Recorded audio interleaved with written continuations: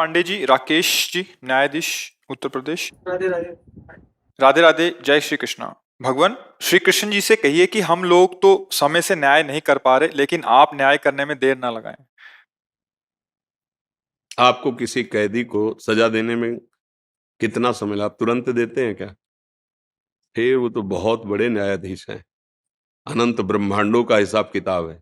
पर जब नंबर आएगा तब वहां वकील की जरूरत नहीं है, क्योंकि आप साक्षी के अनुसार ही सजा दे सकते हैं और वो स्वयं साक्षी है, उनको किसी साक्षी की जरूरत नहीं।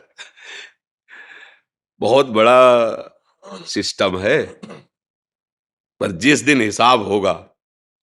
अब देखो, जैसे लोग कहते हैं कि भगवान को तुरंत कर देना चाहिए।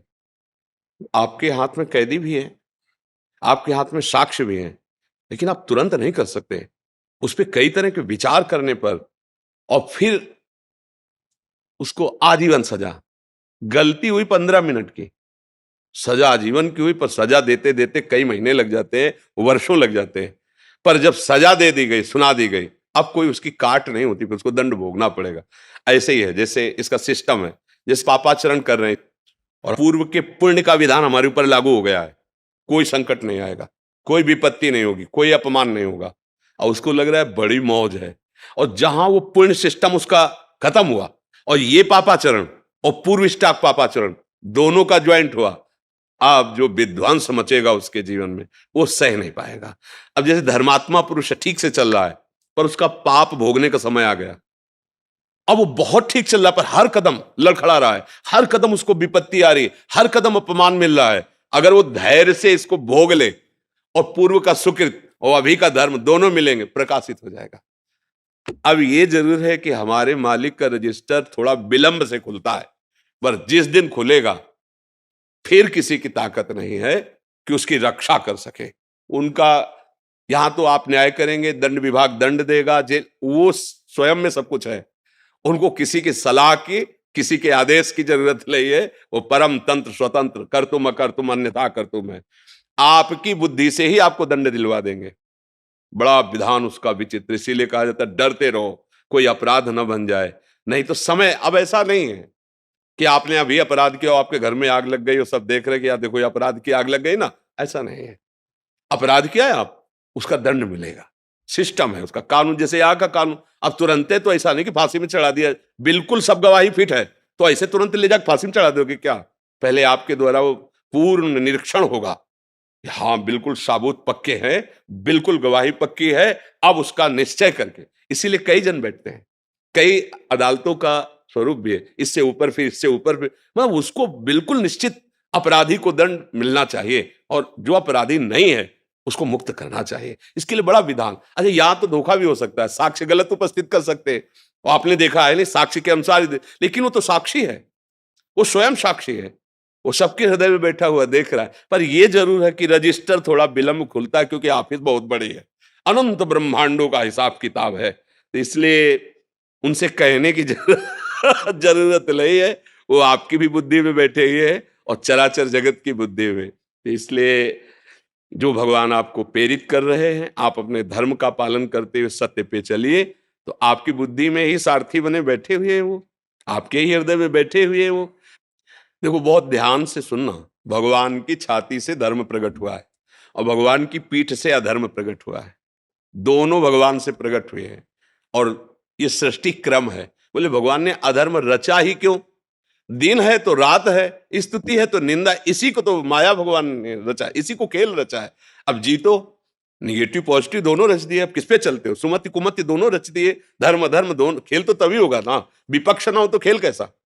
तो ये खेल है जगत, इसमें दो पार्ट रखे गए। आप किधर चलना चाहते हो? एक पक्ष अधर्म का है और दोनों उन्हीं के हैं, और कभी अधर्म को बलवान बना देते हैं और कभी धर्म को बलवान बना देते हैं। ये उनका खेल चलता रहता है। भला उस ईश्वर के खिलाफ को ये कदम रख सकता है? नहीं। अब जैसे कहते कि भगवान भी चाहते हैं, नहीं, भगवान ने दो पावर दिए हैं, दो पावर दे दी, एक अधर्म को और एक धर्म को। अब आप किसको स्वीकार करके चलते हो? देखो, जो दुनिया को दुख पहुंचा रहे हैं उनके भी बहुत अनुयायी हैं, और जो दुनिया को सुख पहुंचा रहे हैं उनके भी बहुत अनुयायी है। ये दोनों अनुयायियों भेजता कौन है? इन दोनों को पावर कौन दे?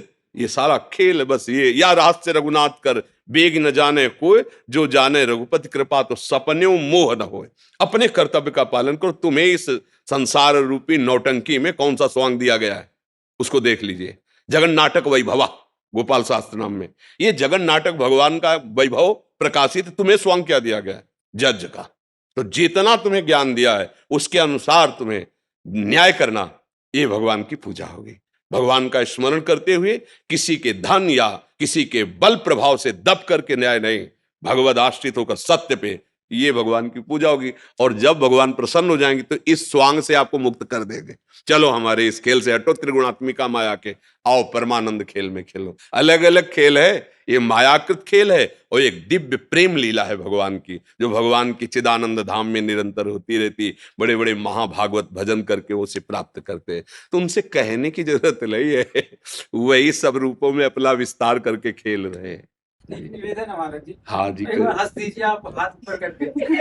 नहीं तो ऐसे कैसे हंसते मतलब अब जैसे कोई ऐसी बात आवे ना, अब जैसे रोल में हंसला हो तो अलग है, ये जो हंसी होती है ना ये आनंद की छकन में होती है। जैसे कोई भागवतिक बात कही और एकदम हृदय आनंदित हो गया, उस वो एक अलग। अब जैसे बनावटी में हंसा जाता है ना तो उसमें स्वाद नहीं होता है। नहीं देखो ना, जैसे नाटक में भी तो हंसते हैं तो उसमें स्वाद थोड़ी होता है। एक ब्रह्मानंद की छकन में, भगवदानंद की छकन में जो हंसी आती है वो लुभायमान करती है। और ऐसे हंसना लुभायमान तो कॉमेडी नहीं, कॉमेडी कहते, क्या कहते हैं? हाँ, मैं अंग्रेजी नहीं हमें अंग्रेजी नहीं आती तो इसीलिए, तो उसमें क्या हंसी में है।